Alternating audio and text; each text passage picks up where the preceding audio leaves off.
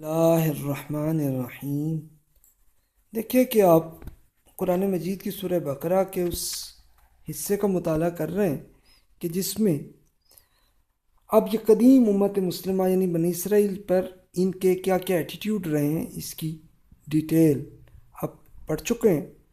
اب کچھ آخر میں ان کے کچھ اور ایٹیٹیوڈ پہ اب زیادہ فوکس کیا گیا اور بتایا گیا مقصد کیا تھا کہ اس بنی اسرائیل میں جن لوگوں کو واقعی شعور آ جائے تو واقعی اس نیکی کو مان لیں، اور جو نہیں مانتے تو ٹھیک ہے کہ ان پہ یہ معاملہ ختم ہو جائے معاملہ، اور اس امت کو اب پھر ہٹا کے اور نئی امت مسلمہ کو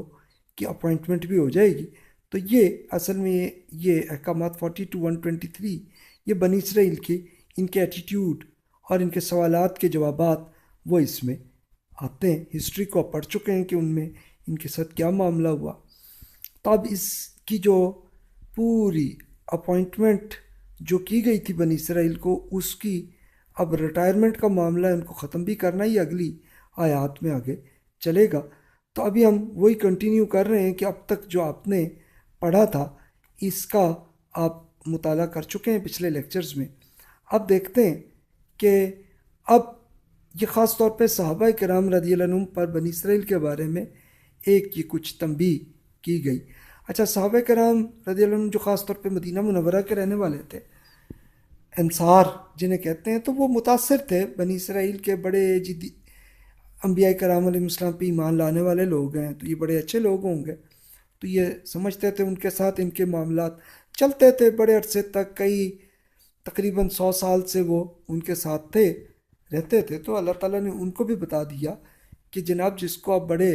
مذہبی اور نیک لوگ سمجھ رہے ہیں تو وہ ایسے ہیں، تو ان پہ یہ بتا دیا۔ بسم اللہ الرحمن الرحیم۔ افتطمعون ان یؤمنوا لکم فقد کان فریق منہم یسمعون کلام اللہ ثم یحرفونہ من بعد ما عقلوہ وہم یعلمون۔ اس کے باوجود مسلمانوں، کیا تم ان سے یہ توقع رکھتے ہو کہ یہ تمہاری بات مان لیں گے؟ اور یہ وہ لوگ ہیں کہ ان میں سے ایک گروہ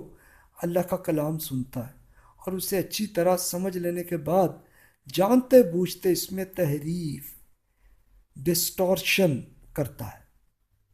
یعنی یہ بتا دیا کہ بھی آپ سمجھنے کے بڑے نیک لوگ ہیں، یہ رسول اللہ صلی اللہ علیہ وسلم پہ بڑی جلدی مان لے آئیں گے، تو ایسا نہیں ہوگا۔ ٹھیک ہے، اس میں سے کچھ نیک لوگ تھے کہ جو واقعی جلدی مان لائے، جیسے عبداللہ بن سلام رضی اللہ تعالیٰ عنہ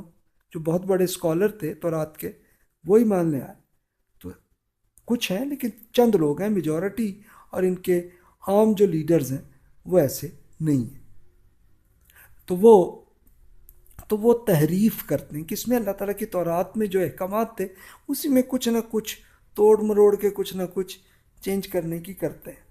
ہمارے ہاں بھی ایسے ہی معاملات ہوا ہے کہ جیسے اللہ تعالیٰ نے کچھ احکامات بتائے کہ یہ نہیں کرنے آپ نے، تو لوگ کسی نہ کسی بہانے سے کچھ نہ کچھ کر کے اس کو جائز قرار دینے کی کوشش کرتے ہیں۔ اس کی آج کل کے زمانے کی ایک بڑی مثال ہے، اللہ تعالیٰ نے یہ بتا دیا کہ تم نے جوا نہیں کرنا، کہ یہ ایک بہت بڑا گناہ ہے اور اس میں آپ کو نقصانات بھی بہت ہوتے ہیں، لیکن بعض لوگ کیا کرتے ہیں، اس کو کوئی نہ کوئی بہانہ کر کے، کوئی نیا اس کا لفظ استعمال کر کے اس کو اپنے فائدے کے لیے اپنے آپ کو جوا یا اسی طرح یہ سود جو ہے، اب ہوتا وہ سود ہے لیکن اس کو کوئی اور نام رکھ کے تو وہ کر دیتے ہیں۔ نہیں جی، ہم تو انٹرسٹ پہ نہیں کر رہے، ہم تو یہ کر رہے ہیں، ہم تو شریعت پہ عمل کر رہے ہیں، لیکن ایکچولی نہیں ہوتا۔ تو یہ مثال ان کی اب بنی اسرائیل پہ اس لیے اتنا زیادہ تفصیل سے فرمایا کہ تاکہ لوگوں کو کلیئر ہو جائے کہ ان کے ہاں کیا غلط حرکتیں ہیں اور ہمیں اس سے بچنا بھی ہے۔ یعنی اب یہ اصل میں ہم لوگوں کے لیے انٹرسٹڈ معاملہ یہ ہے کہ ہمیں اس سے بچنا بھی ہے۔ وَإِذَا لَقُوا الَّذِينَ آمَنُوا قَالُوا آمَنَّا وَإِذَا خَلَا بَعْضُهُمْ إِلَى بَعْضٍ قَالُوا أَتُحَدِّثُونَهُم بِمَا فَتَحَ اللَّهُ عَلَيْكُمْ لِيُحَاجُّوكُم بِهِ عِندَ رَبِّكُمْ أَفَلَا تَعْقِلُونَ۔ اور یہ وہ لوگ ہیں کہ جب مسلمانوں سے ملتے ہیں کہتے ہیں جی ہم نے تو مان لیا، جی ہم تو ایمان لائے، اور جب آپس میں اکیلے ہوتے ہیں تو کہتے ہیں کیا تم ان کو وہ بتاتے ہو جو اللہ نے تم پر کھولا کہ وہ اس کی بنیاد پر تمہارے رب کے پاس تم سے حجت کریں، پھر کیا تم سمجھتے نہیں ہو؟ یعنی امیجن کریں کہ بڑے اپنے آپ کو مسلمانوں کو بتاتے ہیں ہم تو جی بڑے ایمان لائے، ہم تو رسول اللہ کو بھی رسول مان رہے ہیں، سب کچھ ہے، لیکن حقیقت میں جب آپس میں ملتے ہیں تو کہتے ہیں اور یار یہ تم کہہ تو دیا تھا ان سے، لیکن ان کو تم نے تو رات کی ہی کیوں باتیں بتا رہے ہو؟ یعنی اس سے تو پھر یہ ہوگا کہ خدا کے حضور یہ نہ ہو کہ مقدمہ ہو جائے اللہ تعالیٰ کے حضور، تو یہ تم سمجھتے نہیں ہو۔ تو پھر اللہ تعالیٰ تو ظاہر سن رہے تھے نا ان کی باتوں کو، تو پھر تبصرہ کرتے ہوئے فرمایا اولا یعلمون ان اللہ یعلم ما یسرون وما یعلنون، کیا یہ نہیں جانتے کہ جو کچھ یہ چھپاتے ہیں اور جو کچھ ظاہر کرتے ہیں اللہ ان سب باتوں سے باخبر ہے؟ یعنی تمہیں یہ نہیں پتا کہ اللہ تعالیٰ تو پہلے ہی جانتا ہے کہ تم بڑا اپنی طرف سے چھپانے کی کوشش کر رہے ہو، مسلمانوں کو نہیں بتا رہے، صحابہ کرام کو، تو اب تم کیا سمجھ رہے ہو کہ وہ مقدمہ نہ لے جائے اللہ پہ؟ تو اللہ کو تو پہلے ہی معلوم ہے، اس میں کیا معاملہ؟ وَمِنْهُمْ أُمِّيُّونَ لَا يَعْلَمُونَ الْكِتَابَ إِلَّا أَمَانِيَّ وَإِنْهُمْ إِلَّا يَظُنُّونَ، اور یہ وہ لوگ ہیں کہ ان میں سے ان پڑھ عام لوگ بھی ہیں جو اللہ کی کتاب تورات کو صرف اپنی آرزوؤں کا ایک مجموعہ سمجھتے ہیں اور اپنے گمانوں ہی پر چلتے ہیں۔ یعنی اچھا جو پہلے اب تک جو تبصرہ ہو رہا تھا یہ ان کے لیڈرز کی بات تھی، اب عام لوگوں پہ بھی آئی بات، بتایا کہ یہ اللہ کی کتاب جو ہے اس کو بس آرزوؤں کا ایک مجموعہ سمجھتے ہیں اور کچھ نہیں کرتے، یعنی خود تورات کی یہ اسٹڈی نہیں کرتے، اس پہ کیا احکامات ہیں اس پہ عمل نہیں کرتے، اور اس کو بس اپنا ایک آرزوؤں کا ایک آرزو سمجھ لیتے ہیں بس، اور کچھ نہیں۔ حقیقتاً دیکھیے تو ہمارے ہاں مسلمانوں میں بھی یہ بیماری آ گئی، یعنی اللہ تعالیٰ نے یہ اپنا قرآن نازل اس لیے ہم پہ کیا گیا کہ ہم اس سے پڑھیں، سمجھیں، غور کریں، اس پہ عمل کریں، تو بہت سے لوگ ایسے ہیں کہ جو قرآن پاک کا سمجھتے ہی نہیں۔ اچھا چلیں ہماری زبان مختلف ہے، ہم اردو سپیکنگ ہے اور ہم نہیں عربی جانتے، لیکن اللہ تعالیٰ نے یہ بھی کر دیا کہ کچھ ایسے اسکالرس کو سکھا دیا کہ وہ اس کا ترجمہ بھی کر دیں، تو ترجمے کو بھی نہیں پڑھتے لوگ، اور نہیں جی، اور لیکن وہ اس کی عربی اتنی پڑھ لیتے ہیں کہ پڑھ کے جی چلو ہمارے جو مردے ہیں نا ان کو بس معاف کرانا ہے، اور یہی مقصد اور کچھ نہیں ہے۔ یعنی لوگ کیا کرتے ہیں اپنے گھروں پہ کئی وہ مولوی صاحب بچوں کو بلا لیتے ہیں کہ آئیں جی آپ یہ قرآن پاک یہ ذرا یہاں پہ پڑھو، تاکہ ہمارے بزرگ جو ہیں، ہمارے دادا جی جو ہیں نا وہ پھر ان کی وہ وفات ہوئی تھی تو اب وہ آخرت میں جنت میں پہنچ جائیں، وہ یہ سمجھتے ہیں، یہ آرزو ہے، ورنہ اصل مقصد اس قرآن کا اور تورات کا یہی تھا کہ اس کو پڑھو، سمجھو، اس پہ عمل کرو، تو یہ ہم لوگ بھی نہیں کر رہے انفارچونیٹلی۔ اب دیکھیے اب یہ میں نے خود تصاویر وہ دی ہیں کہ یہودی مدینہ منورہ کے پاس یہاں رہتے تھے، یہ دیکھیے مدینہ منورہ میں یہودی علاقہ اس کو کہا جاتا ہے فورٹ کعب بن اشرف، ایک بہت بڑا سردار اور لیڈر تھا، تو یہ کعب بن اشرف جو ہے اس کا یہ باغ ابھی بھی موجود ہے۔ آپ اگر عمرے کے لیے جائیں تو مدینہ منورہ میں جائیے گا تو یہ باغ دیکھ لیجئے گا، یہ اس کی تصویر ہے کہ یہ کعب بن اشرف یہ رسول اللہ صلی اللہ علیہ وسلم کے ساتھ دشمنی بہت شدت سے کر رہا تھا، تو اللہ تعالیٰ نے پھر یہ کیا کہ اس کی کو قتل کرنے کا حکم دے دیا اور اسے کروا دیا گیا، تو یہ آج بھی موجود آپ دیکھ سکتے ہیں۔ اسی طرح خیبر میں یہودی قلعہ آج بھی سیم ویسے ہی موجود ہے، جو مدینہ منورہ سے 70 کلومیٹر دور ہے۔ یہاں پر ان کا جو مین قلعہ تھا وہ یہ تھا، اور ایسی آبادی ہوتی تھی، اور اس پہ بڑی ان کی سیکیورٹی بڑی اچھی تھی کہ کوئی بھی اگر فتح کرنا ہے تو اوپر سے پتھر مارتے تھے، اور اس پر یہ ہوا کہ تھوڑا سا ٹائم لگا صحابہ کرام کو، اور پھر حضرت علی رضی اللہ عنہ نے یہ بہرحال معاملہ ان پہ بہت ٹھیک ٹھاک کیا، اور ان کا جو بڑا پہلوان تھا اس نے آ کے پھر خود 1 to 1 مقابلہ کیا حضرت علی رضی اللہ عنہ سے، اور پھر وہ مارا گیا، اور پھر اس پورے کا پورا جو یہ آسانی سے فتح ہوا۔ اب یہ دیکھ سکتے ہیں، آپ اس قلعے کو دیکھیں اور امیجن کریں، اس زمانے میں ظاہر ہے کوئی میزائل تو ہوتے نہیں تھے، تو اس طرح سے وہ سیکیورٹی ہوا کرتی تھی اس زمانے میں۔ تو اس کو بھی آپ دیکھیں کہ یہ تھی۔ تو اب اس کی اب کرتے ہوئے دیکھیے اللہ تعالیٰ کے کیا ارشادات آئے۔ وَيْلٌ لِّلَّذِينَ يَكْتُبُونَ الْكِتَابَ بِأَيْدِيهِمْ ثُمَّ يَقُولُونَ هَٰذَا مِنْ عِندِ اللَّهِ لِيَشْتَرُوا بِهِ ثَمَنًا قَلِيلًا فَوَيْلٌ لَّهُم مِّمَّا كَتَبَتْ أَيْدِيهِمْ وَوَيْلٌ لَّهُم مِّمَّا يَكْسِبُونَ۔ سو تباہی ہے ان کے لیے جو اپنے ہاتھوں سے شریعت تصنیف کرتے ہیں، پھر کہتے ہیں اللہ کی طرف سے تاکہ اس کے ذریعے سے تھوڑی سی قیمت حاصل کر لیں۔ سو تباہی ہے ان کے لیے ان چیز کی وجہ سے جو ان کے ہاتھوں نے لکھی، اور تباہی ہے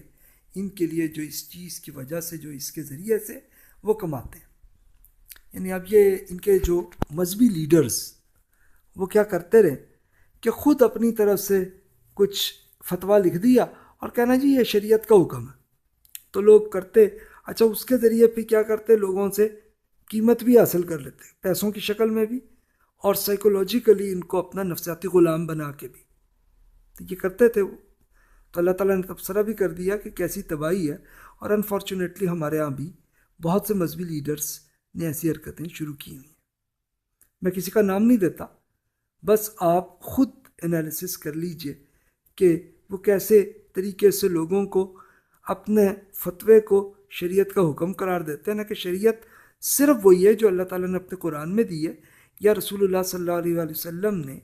جسے ارشاد فرما دیا ہوا ہے، تو بس وہی شریعت ہے۔ اس کے بعد جو ہے وہ انسانی اجتہاد ہے، انسان نے کوشش کی ہے کہ جی ایسے ہونا چاہیے اور یہ نہیں ہونا چاہیے، تو یہ اپنے پالیسیز اینڈ پروسیجرز ان کے پرسنل معاملات ہیں، اس کا اللہ تعالیٰ کے حکم سے کوئی تعلق نہیں۔ تو یہ لوگ کرتے ہیں اور پھر اپنی قیمت بھی، یعنی بہت سے لوگ ہیں جو بہت بڑا فنڈ ریسیو کیے لیتے ہیں اور انجوائے کرتے ہیں، اور بہت سے لوگوں کو اپنا مرید بھی بنا دیتے ہیں اور ان سے بھی اپنا فائدہ حاصل کرتے ہیں۔ تو میں کسی کا نام نہیں لیتا، آپ خود آپ کا جس کے ساتھ جو تجربہ ہوا آپ سوچ کر لیجئے۔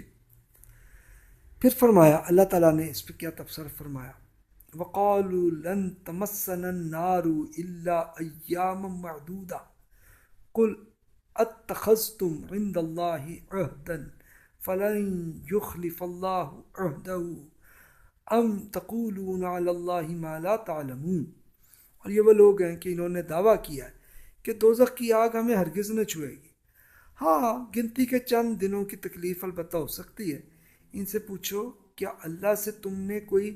ایسا کوئی ایگریمنٹ کیا؟ اس لیے کہ اگر عہد لیا ہے تو اللہ کسی حال میں اپنے عہد کی خلاف ورزی نہ کرے گا، یا تم اللہ پر ایسی تہمت باندھ رہے ہو جس کے بارے میں تم کچھ نہیں جانتے۔ یعنی یہ ان میں تھا، وہ اپنے آپ کو سمجھتے تھے نہیں جی ہم تو دوزخ میں نہیں جائیں گے، اور آئے گی بھی تو بس چھوٹی چھوٹی سی بس کچھ سزا جو ہے نا چند دن کے لیے ہوگی، وہ ہو جائے گی ختم، باقی تو جنت میں جانا۔ انفارچونیٹلی ہمارے یہاں بھی یہی ہوا۔ تو اللہ تعالیٰ نے جواب دے دیا کہ بتائیے کہ کیا اللہ تعالیٰ نے کوئی ایگریمنٹ کیا آپ سے کہ جی لازماً تمہیں جنت میں ہی لے جائے گا، تمہیں جہنم میں نہیں لے کے جائے گا؟ اگر ایسا ایگریمنٹ ہے تو لاؤ، آپ تو رات میں پڑھ لو، قرآن میں پڑھ لو، کہیں ہے تو چلو پھر تو کنفرم ہے، اور اگر نہیں ہے تو پھر خود ہم اپنی طرف سے کہاں سے ایجاد کر رہے ہیں۔ انفارچونیٹلی ہمارے یہاں بھی بہت سے لوگ، بہت سے مذہبی لیڈرز اس طرح کا یہ دعویٰ کرتے ہوتے ہیں، حقیقتاً ایسا کچھ نہیں ہے۔ یعنی ہمارا بھی اللہ تعالیٰ نے بتا دیا کہ ہم رسول اللہ صلی اللہ علیہ وسلم کے ذریعے قرآن اور سنت کے مطابق عمل کیا، ایمان صحیح رکھا ہے، ایتھکس کو رکھا، تو پھر واقعی جنت کنفرم ہے، اور اگر نہیں کیا، غلطی کی، تو اس کے جو جوتے ہیں وہ ہمیں پڑھنے ہی پڑھنے ہیں۔ تو یہ، یا اگر غلطی کر لی ہم نے تو توبہ کر لی تو تب بھی ٹھیک ہے، وہ تب بھی ڈیلیٹ ہو جاتا ہے سب کچھ، لیکن اگر نہیں کی تو پھر اس کا یہ آگے اب قرآن پاک میں مزید اس کی تفصیل آپ کو مل جائے گی۔ بلا من کسبا سیئۃ وحاطت به خطیئتہ فاولئک اصحاب النار هم فیہا خالدون۔ ہاں کیوں نہیں، جن لوگوں نے کوئی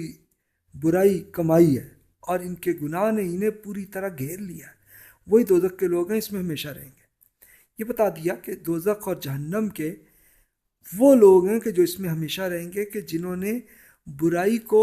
ایک اپنی زندگی کا مین حصہ، لائف سٹائل بنا دیا. یہ وہ لوگ ہیں، ان کے لیے. اب ہمیں کسی پہ فتویٰ نہیں کرنا چاہیے کہ اس کو یہ ہوگا، اس کو نہیں. ہمیں بس اپنا انالیسس کرنا ہے، اپنا کر لیجئے خود بھی کہ بھی ہمارے ایسی تو نہیں ہے. اگر غلطی ہوئی ہے تو توبہ کر لیے، اور کیا ہم نیکیوں پہ عمل کر رہے ہیں کہ نہیں، اور اگر کر رہے ہیں تو انشاءاللہ اللہ پہ یقین ہے کہ وہ ہمیں جنت میں لے جائیں گے. اور اگر ہم برائیاں کر رہے ہیں قرآن کا مطالعہ کرتے ہوئے، رسول اللہ صلی اللہ علیہ وسلم کے ارشادات کو، حدیث کو پڑھ کے، اور پھر بھی ہم اس کے اگینسٹ کر رہے ہیں، اور پھر بھی ہم اپنے آپ کو جنت سمجھیں، تو یہ غلط ہے. یہ آپ نے خود اپنا انالیسس خود کیجیے. والذین آمنوا وعملوا الصالحات اولئک اصحاب الجنات هم فیہا خالدون. اور جو ایمان لایا اور انہوں نے نیک عمل کیے، وہی جنت کے لوگ ہیں، وہ اس میں ہمیشہ رہیں گے. یہ کنفرم آ گیا کہ جو ایمان لے لیں، نیک عمل کیے. نیک عمل کیا ہے، اس کی ڈیٹیل قرآن میں اور رسول اللہ صلی اللہ علیہ وسلم کی سنت میں وہ آ گئے کہ یہ کرنے، تو پھر کنفرم ہے کہ آپ جنت میں جائیں گے. یہ بھی بتا دیا. اور اب بات بنی اسرائیل کی چل رہی تھی، تو اب یہ تورات کے وہ احکامات آئے ہیں جو 10 کمانڈمنٹس کے اندر ہیں. اس کو انشاءاللہ اگلے لیکچر میں ہم اسے کور کرتے ہیں. اور ابھی آپ کے ذہن میں بہت سے سوالات پیدا ہوئے ہوں گے، تو آپ بلا تکلف آپ اسے پوری جو آپ نے اسٹڈی اب تک کی ہے، اس کی اسٹڈی کرتے ہوئے آپ کے ذہن میں بہت سے بھی سوالات آئے ہوں گے، تو بلا تکلف ای میل کر دیجیے گا تاکہ جواب آپ کی خدمت میں کر سکوں. تھینک یو سو مچ. السلام علیکم ورحمۃ اللہ وبرکاتہ.